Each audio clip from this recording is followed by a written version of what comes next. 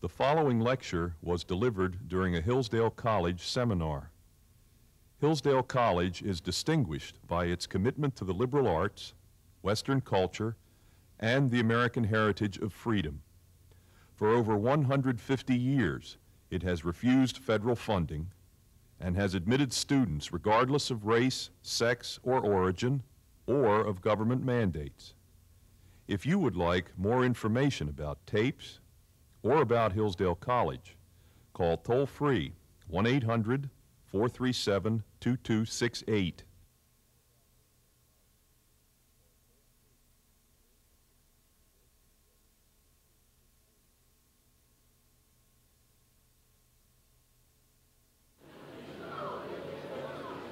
Good afternoon.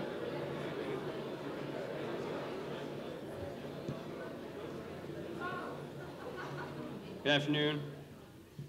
Hello, I'm Matthew Tano. I'm a sophomore history major, and I'm here to introduce Dr. Niles Eldredge. Dr. Niles Eldredge is chairman of the Committee on Evolutionary Processes and curator in the Division of Paleontology at the American Museum of Natural History. He received a PhD from Columbia University.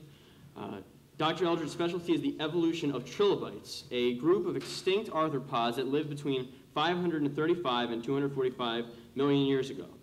He is the author, along with Stephen Jay Gould, of the theory of punctuated equilibria, and later developed a comprehensive theory called the sloshing bucket that specifies in detail how environmental change governs the evolutionary process. A member of the Paleontological Society and the Society for the Study of Evolution, his numerous awards include the Schubert Award from the Paleontological Society.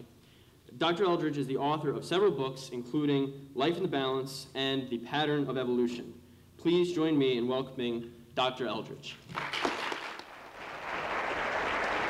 Thanks, Pat.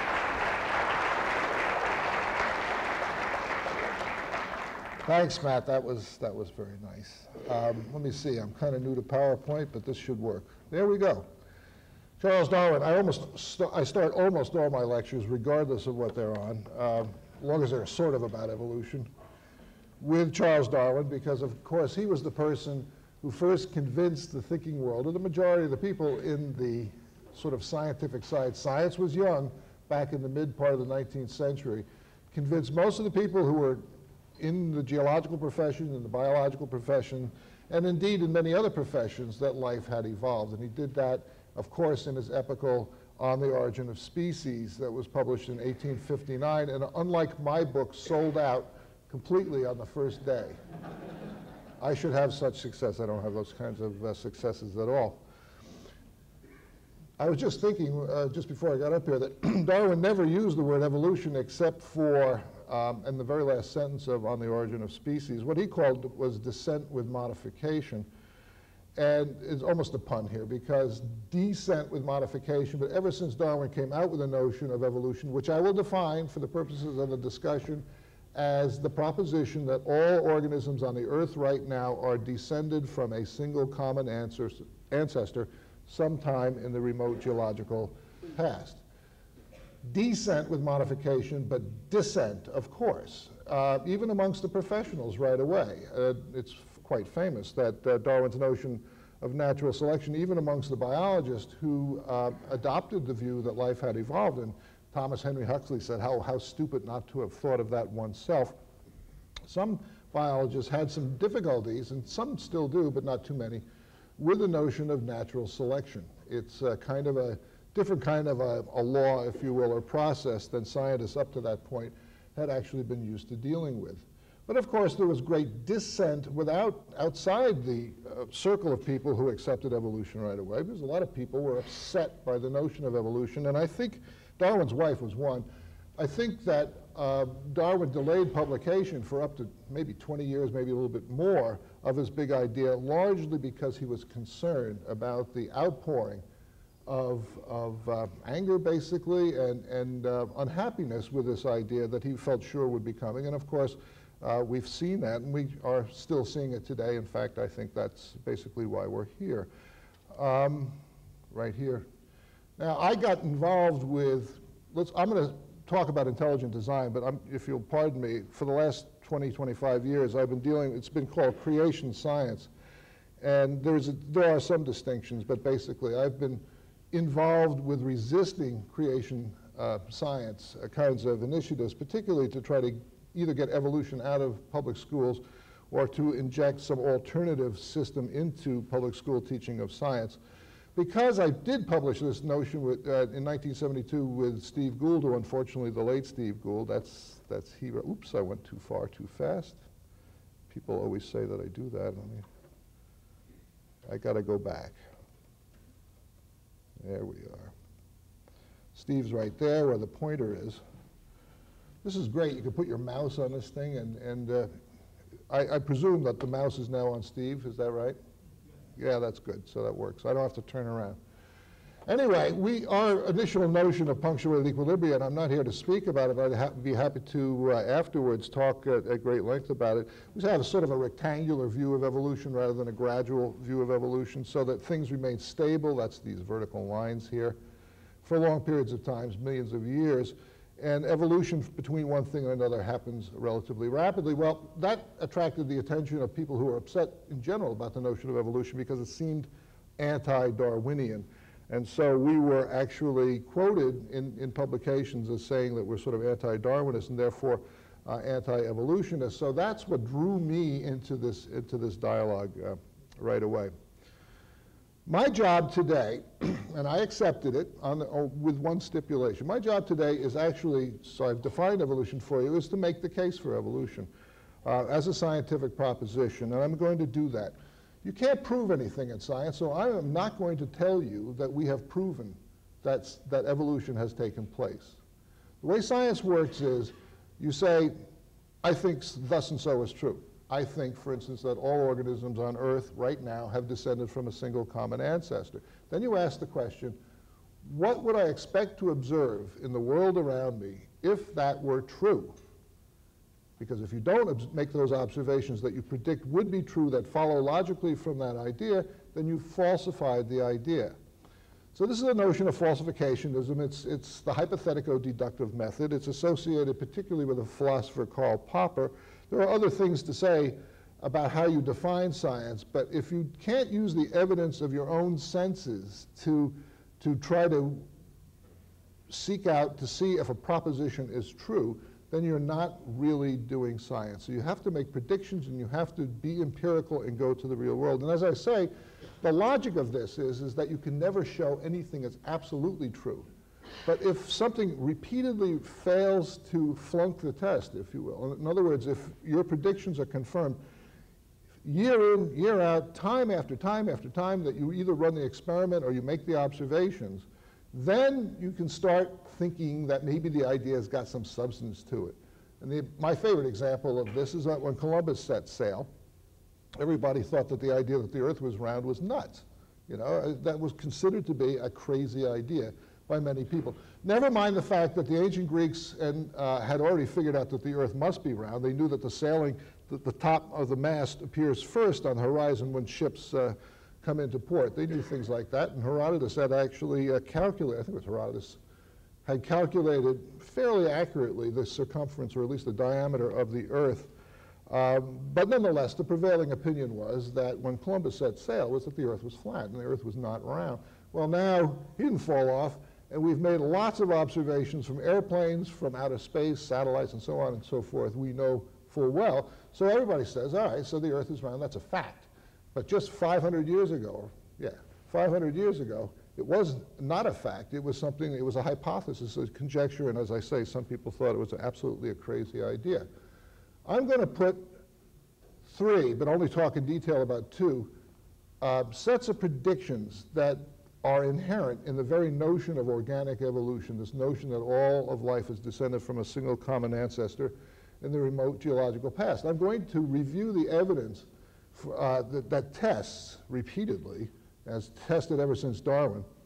The first two of these, the third set of predictions is basically on process. It's really what I really love the most these days, is what I'm working on hardest. And again, I don't think I have time to actually get into that, but I'll talk to you about it later, because the one stipulation I had about coming out here was I'd be happy to get up here and show you, in a sense, the core evidence that life has evolved. That's no problem, that's a great pleasure.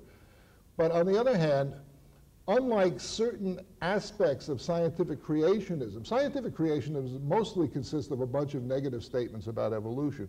But every once in a while, you find a proposition in the scientific creationism that I'm used to dealing with that can be tested. For example, that the Earth is relatively young. That was actually part of the Arkansas statute in the early 1980s.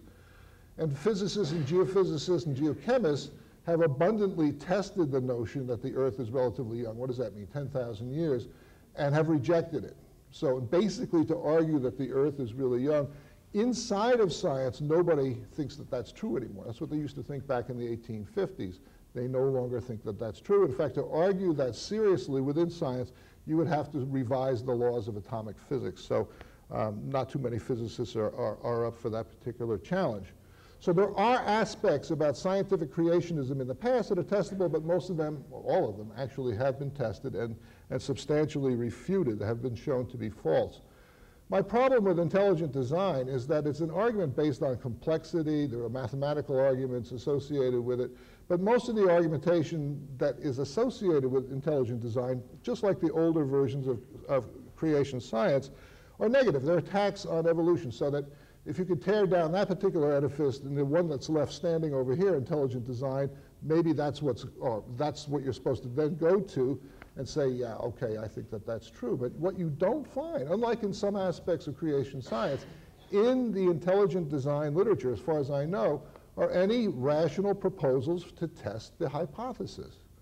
There's nothing positive there. There's nothing really, in a sense, scientific, even though claims are made that it is, in fact, science.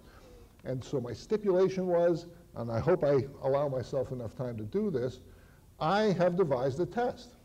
It's not a definitive test. It is an indicative of the kind of test that can actually be dreamt up and actually performed. And I'm going to show you. You're going to be the first to ever see this.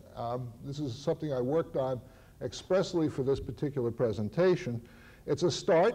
It's not, as I say, definitive. We need to have more examples of it, many, many more examples of it. But I think the handwriting's on the wall, and I think I know the way it's going to work out. Okay. If evolution is true, what would we expect to see? What would the history of life look like? Because I'm a paleontologist and there are fossils. Most creationists even do acknowledge that there is a fossil record and there is some depth of time to that fossil record. This that you're looking at right now is the only diagram that Darwin published in On the Origin of Species, and he made several different kinds of arguments based on this diagram. But it's the best way to start for me to say, or the first prediction that you would make, if life had really evolved. Remember, he called it descent with modification, and on the hope that my cursor is still working here, my little mouse arrow here. So you start down here at I. Okay, we know descent with modification, but it has to entail splitting of lineages. Why? Because if the theory is going to explain life, it has to account for the fact that there are at least, probably more, but at least 10 million species, different kinds of things on the face of the Earth right now, from bacteria to squirrels. I'll have something more to say about squirrels in just a moment. Indeed, to ourselves, and many things that are extinct, like dinosaurs and so on and so forth, my trilobites that I work on. But just looking at the living biota right now, there are at least 10 million different kinds. We don't know how many species there are out there. There's more than 10 million. That's a conservative estimate. So descent with modification, you go through time, things change, you acquire new characteristics, you being a species, as you go through time. But species must split to give you this diversity, these 10 million different species that we see around us today. So it's descent with modification, but with the added notion of splitting. And the splitting is absolutely essential for actually coming up with a particular prediction to actually test the notion of evolution.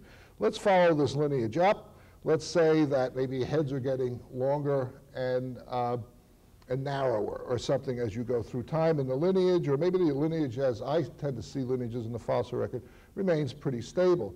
You get to this point here and there's a splitting event. One lineage goes this way, one lineage goes this way. Oops, there I go again, I gotta watch. Got a quick mouse trigger figure here. So we're right here and we're splitting, right? Now, what happens, and this is the key observation, let's say natural selection, whatever the process might be that's modifying these organisms as you go through time, that won't concern us here. You get up to here, and some new feature appears in this lineage. Well, since organisms reproduce, I mean, we all got here because our parents reproduced, and some of us, like myself and many others in the room, have also reproduced already. So animals make, and plants make more individuals of like kind, and so this is a process that goes on, and we know what the basis of heredity is now. It's all genetic, right? So you get some genetic changes, and they accumulate, and you get something new appearing here. It's not going to appear over here. That's the real key. What happens here has no material effect on the genetic information in this lineage over here. Darwin didn't know about genetic information, but he knew that organisms resemble their parents, and there was some sort of process of inheritance that was going on. So that's all he needed to know to actually talk about this. You get up here, all of the creatures in this lineage, and this one here, here's another bifurcation. Since this invention, if you will, this new evolutionary novelty appeared down here, it will be inherited in the same or modified form in organisms on this side and in organisms on this side, but not, as I said before, it won't show up over here.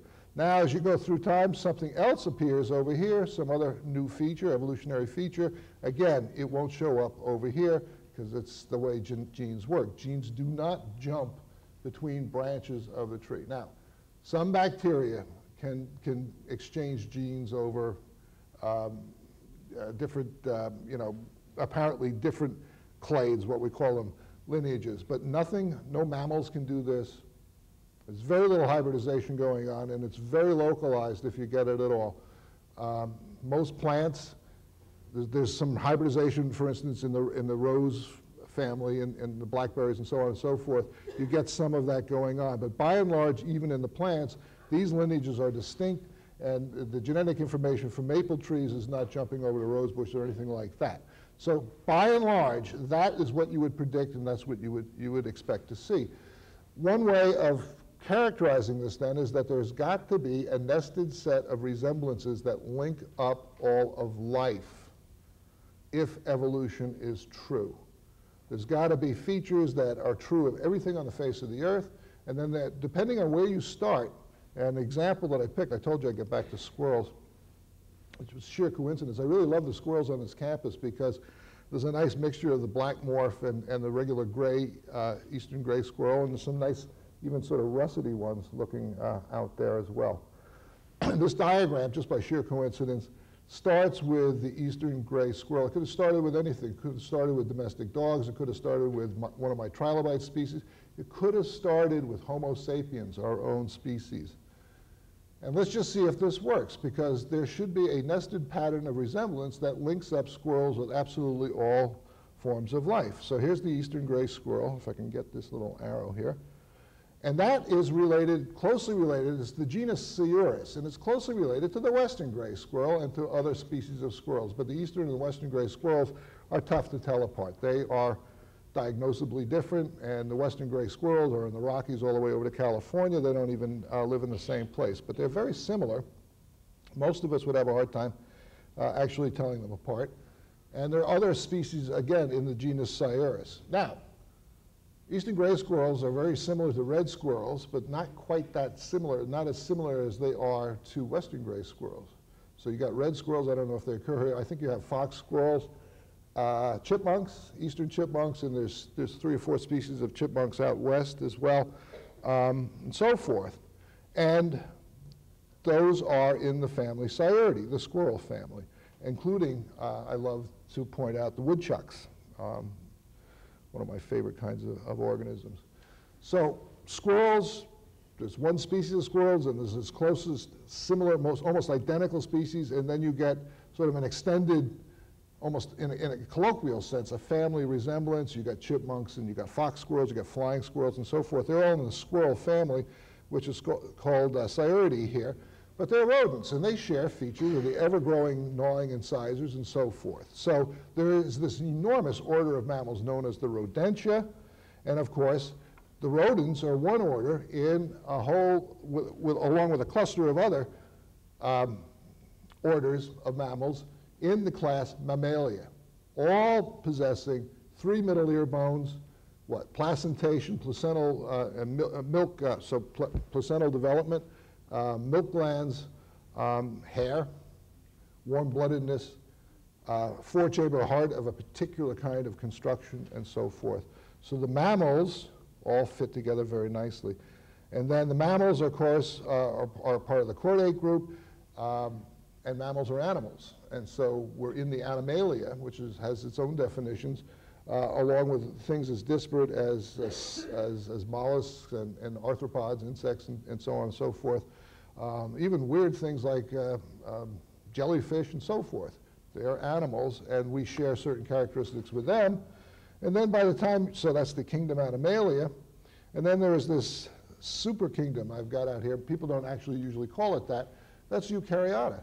That is all of the organisms that have a particular kind of cell, like in our body, where the genetic information, the main genetic information, is on chromosomes which are isolated inside the nucleus, which is a double-walled nucleus, it always is, and so forth. And there's mitochondrial DNA in the mitochondria and so forth.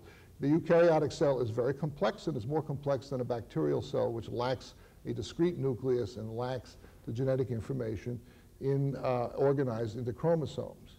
So you have this spreading sort of a wave. All of life is linked up because bacteria have DNA. So everything's got DNA, or absolutely everything's got RNA, and almost everything has got DNA. So there is even 1 or 2 of these chemical substances which are so essential to life, which are actually true of all of life. Now, the old scientific creationist argument would say, well, there's variation within created kinds, but mammals are a created kind. But where do you draw the line here? Because it's almost like ripples in a pool. It's almost as if I had thrown a rock in where that squirrel is, and you get these ripples going out. And it's not clear to me where you draw the line. You say there's no connections any further out. I'll allow variation within the genus Sciurus, but not amongst the different kinds of squirrels. They're all separately. I can't see where you would draw that line. Okay.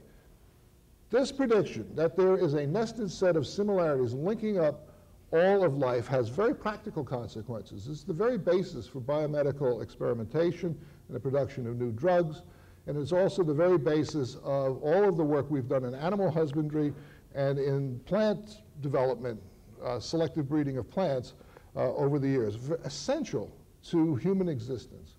If that pattern didn't exist out there, we would not know where to start in genetic engineering or anything else. So that has been tested time and time again. I come from the American Museum of Natural History. Most of the biologists on staff are what we call systematists. They're people who classify the living world. And that's what they're finding all of the time. This is another way of looking at it. This is the sideways view, back to the sideways view. Is this the truth? It's probably very close to it. This is something I was thinking about this before I came down. I generated this diagram for the book that went along with the hall that I was the chief scientist on at the American Museum. It opened in 1998, called the Hall of Biodiversity. And this is our best calculations now about how all of the living world fits together. I just wanted to point out this one thing. This was relatively new analysis, discovery, if you will, published in Science magazine just before we actually did that hall.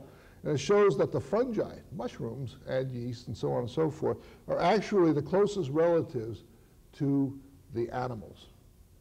Not plants and not other kinds of eukaryotes. That blew everybody's mind. It's sort of, now is that the absolute truth? It's the best we can do so far. It's based on mitochondrial and other kinds of DNA analyses. So far that's held up very well, and all attempts to shoot that down have failed to materialize. But there was one thing I really want you to take away from this kind of a diagram, is that you take the data, the DNA, the RNA, the comparative anatomical data, and you analyze it. And these days we're doing it with computers. There are these programs that do it. You always get these nicely sort of bifurcating trees as you go down. Now there's one exception to that. That's right in here. There is doubt and uncertainty in the analysis, and I should also point out that there is one exception to the general rule, that you don't get information, and it's actually not an exception to the rule, that you don't get information jumping from one branch to another in the evolutionary process. But what can happen is similar events can happen that make you confused when you look at the system. Similar events, evolutionary events, can occur in separate lineages. For example, a classic example is the similar body shape of some sharks, I would say some tuna fish in general, ichthyosaurs, which are an extinct group of Jurassic reptiles, and porpoises. And people thought porpoises were fish. And people, long ago, until it was discovered, the porpoises have residual hair, they have placentae, they have the 3 middle ear bones and so forth, 4-chambered hearts, they're warm-blooded, they are air-breathing, they bear their babies alive, as I say, through placentation, so they are mammals. And so you could see that that was an error in the analysis initially. By classifying porpoises with fish, we can correct that. So that's the one source of confusion that gets out there, so-called convergent evolution. But look at that. That's the kind of diagram that is routinely generated with very little sort of confusion and anxieties about what fits where. Just to show you, just out of a little corner out of my own research, this is a trilobite from the Devonian of Bolivia. It's 390 or some odd million years old like that. The eyes would have been here and so on. I won't go into the anatomy. Here's another shot. You can get a lot of internal anatomy of these things. This is the muscle scars. There are the eyes, beautifully preserved and so forth.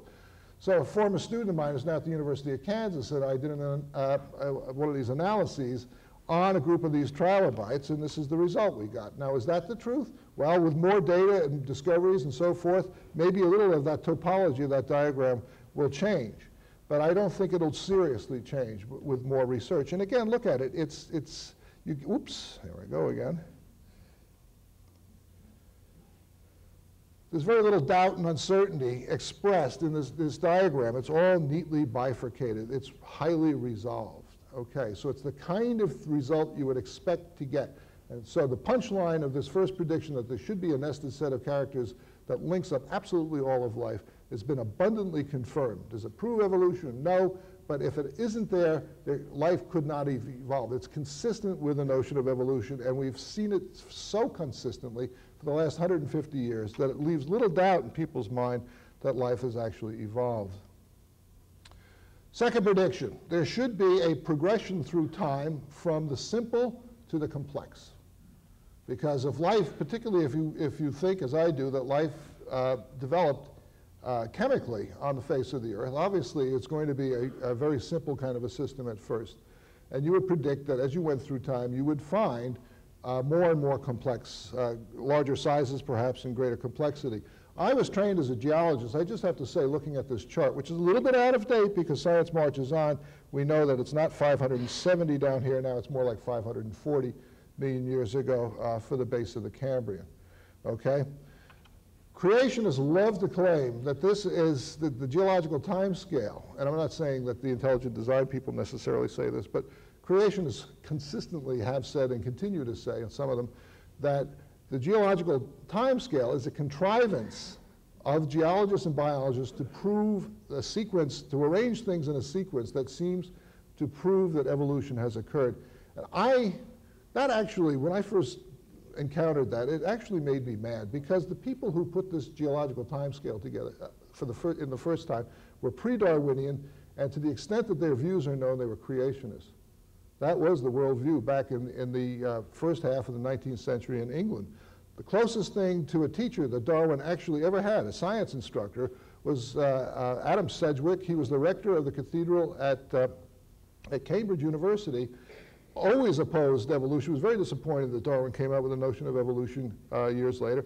Took the young lad Darwin out in the field and showed him geology. It was Adam Sedgwick who named the Cambrian system down here, named after it's the old Roman word for Wales, Cambria, and so forth. This is empirical. This is what rocks lie on top of what rocks, and recognizing those rocks when you're traveling around, first the countryside and then the world now, and finding the same sequence of fossils in them over and over and over again. It's entirely empirical. And the numbers are coming from radiometric dates, and they're checkable and recheckable and so on and so forth. So I just want to tell you that the geological time scale is a very solid construct. Let me go back to that. I'll just show you one thing. Because as a geologist, this really, Paleozoic means ancient life. Mesozoic, that's the age of the dinosaurs, means middle life. Cenozoic means recent life. Those words were in place by 1842, I think it was, by a guy named John Phillips, same name as the auditorium that we're in. And that was 17 years before the publication of On the Origin of Species. I don't know if John Phillips was a creationist or not, but as I say, that was sort of the zeitgeist of the times. That's empirical. That's observed. That has nothing to do with trying to show evolution has happened or not. All right, do we have this simple to complex sequence in the fossil record? Well, you bet we do. 3.5 million years ago is about the oldest fossils that we have any confidence in. And as the prediction would have it, they are very minute rod-shaped things that are bacteria. This particular thing I'm showing you here, this stromatolite, this blue-green alga, is actually a bacterium. They're still alive in the world today. They are in Shark's Bay, for instance. You can see them on nature shows all the time in Australia. And the reason why they've got this beautiful lamination in them is that it's a sort of a colonial bacterium, and every day the sun comes up, or I should say the Earth spins and the sun appears to come up, and photosynthesis kicks in with these blue-green algae, and they grow and divide and so on and so forth. And then when the sun sets, they shut down the photosynthetic factory. Muds and suspended particles in the seawater settle out overnight and makes a layer. And the next morning, when the sun comes up again, the bacteria fight their way up through this little layer of sediment and start photosynthesizing again. So they grow. And for the first 2 billion years of the history of life, these were the only things you could see with the naked eye. Were we there to go? So if you go to Nevada, for instance, and go to the right mountain range, you can see these things that are, I think in that case, probably over 2 billion years old. The oldest ones of these kinds of things that I know of are about 3.2 billion years old from southern Africa. Otherwise, life was bacteria. Well, these are bacteria, but invisible bacteria, again, by the standards of human observation, until about 2.2 billion years ago when we got the first eukaryotic cells, which are like the cells in our body. But these cells were just like many of the microbes that we have around us today, single-cell eukaryotes, like, what's an example? Amoebae, for example, and many of the other kinds of things that you get in your tap water. Single-cell eukaryotic organisms 2.2 billion years ago. And I have a whole rap about this because I think it's correlated with physical events that happen. The famous Cambrian Explosion, this is a trilobite from the Lower Cambrian of Vermont. The creationists love to say, well, you know, there's an instant sort of an explosion of forms there. It doesn't jibe well with an evolutionary picture, but actually there's 10 million years interval of time when this rapid proliferation actually did occur. And I think you can show, at least to my satisfaction, that the Ediacaran fauna, that some of the simpler kinds of animal life preceded the more complex forms like this trilobite. What else? Fish come before amphibians. Amphibians before reptiles. Reptiles are joined with birds and mammals in having an amniotic egg. And you would predict, these are the more advanced kinds of things, that the amphibians, the frogs and salamanders, but also the extinct forms, would have come before the reptiles, and indeed they do in the fossil record. I don't have slides of this, but Jim Hobson in Chicago has spent his entire life working out the sequence of the transition between mammal-like reptiles, so reptiles that are not really mammals, evolving into mammals in the Karoo system of southern Africa. It's through the entire Permian system and into the Triassic system over tens of millions of years. Beautiful sequence worked out there. This is one of my favorite fossils in the world, is Tyrannosaurus Rex. And normally when I show this, I'm talking about the mass extinction that took T-Rex out and allowed the mammals to expand. But mammals obviously did evolve out of reptiles, but I'm not suggesting by this slide that Tyrannosaurus Rex was a predecessor to the mammals. I just said that it was a different branch of the reptiles, which clearly were the ones that evolved in a nice graduated series with all these transitional links between them in the rocks of southern Africa at a time period considerably older than when Tyrannosaurus Rex lived. But I just have these in here. There's an early large mammal that there were no large mammals on Earth until after the large dinosaurs were driven to extinction. So that's a different kind of dynamic. And finally, in the sequence of simpler to more complex, showing that there are transitions, showing that just as you would predict, you get them going up through the rocks. It's almost a secret, despite all of the publicity, but the human fossil record is so much better than I think most of us ever suspected it would be. That's because so much time, effort, and money has been thrown into exploring the fossil record, trying to find fossil humans over the last 30 years. It's been incredibly successful.